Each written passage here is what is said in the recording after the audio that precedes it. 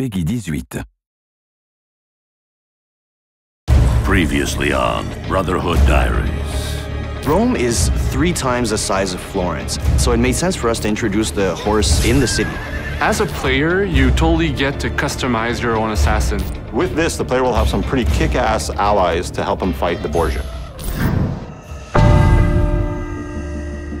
The papal troops march across the countryside, conquering the cities of Italia one by one. Only Ezio Auditore da Firenze stands between the Templars and his brilliant, ruthless general, Cesare, and his ambition. Welcome to Assassin's Creed Brotherhood Diaries. In Assassin's Creed Brotherhood, Ezio is facing his toughest foe ever. Cesare Borgia is the perfect nemesis. And basically, he can do whatever he pleases. He's got unlimited resources, being the general of the papal armies. He's really, really ruthless, and truly Ezio's biggest challenge to date. To unite Italia, I must have every institution under my control. He's trying to take over the whole country and unite it under the Templars. In Assassin's Creed Brotherhood, there's Cesare, who's your main target, but he's helped by 3 generals. The Duke de Valois, he has a huge army which helps Cesare make his law in Rome. Juan Borgia, who is in charge of the money, so Cesare uses this money to wage his wars. And Micheletto, who is Cesare's personal assassin. So we dedicated 1 full sequence of gameplay to learn a little bit about their backstory, how their influence is corrupting Rome and everything. So you'll get to experience the constant build-up where in the final showdown, you get to track down your final prey and kill him. Well, it's a well-known fact that Leonardo da Vinci ends up working for Rodrigo Borgia. And one of the things that Rodrigo wants to do by taking over the world is build these fabulous war machines. And we created whole missions around them where you have to go find the plans, destroy them, get the machine. You actually get to use it and then destroy it so that the Borgias can't use these war machines in their fight. In AC2, we had what we call the secret locations.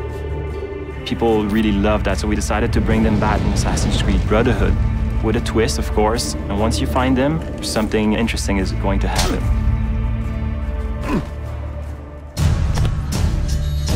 And then there's gadgets like crossbow that I've wanted to use since AC1. Now we have it in the game with upgrades on it. There's also the parachute, which is based off one of Leo's drawing that will permit you to glide if you jump from high enough buildings. Our new strategy for combat in Assassin's Creed Brotherhood is to strike first and strike fast. We wanted to reward those that really had a more aggressive approach to it. We wanted the player to feel badass when he was performing these counter kills. So that became sort of the trademark of what the combat system is. You may have noticed there are now enemies with guns. If you know a bit of the history of Rome and of Leonardo, those assets end up in the hands of the Borgias. So what you have is now we have enemies that are a lot more aggressive, but at the same time, Ezio is a lot faster of a fighter.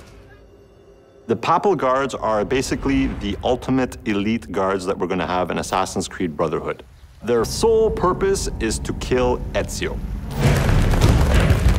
They're super brutes, they're super agile, they'll sucker punch you all the time, they'll have 2 people hit you at the one time. So they have the best of all the other archetypes. So it's all about mastering not only the combo system, but also mastering your defensive strategy and your offensive strategy as well. The coolest move I've seen is this extremely violent move with both the sword and the gun. Once you have it in your hands, it's something unbelievable. It's really fast-paced, it's really visceral. Basically, you get to kill somebody with a sword, and then you get to shoot his head with a gun. That's pretty violent. Next on the Brotherhood Diaries. You're going to go to a harbor in Naples. You're going to experience an entire other country. You're going to get to go to Spain. Another really cool aspect of the multiplayer of Assassin's Creed Brotherhood is the fact that now that it's the person that you're chasing, it's a lot more unpredictable, and they're a lot smarter than any AI that you can ever make.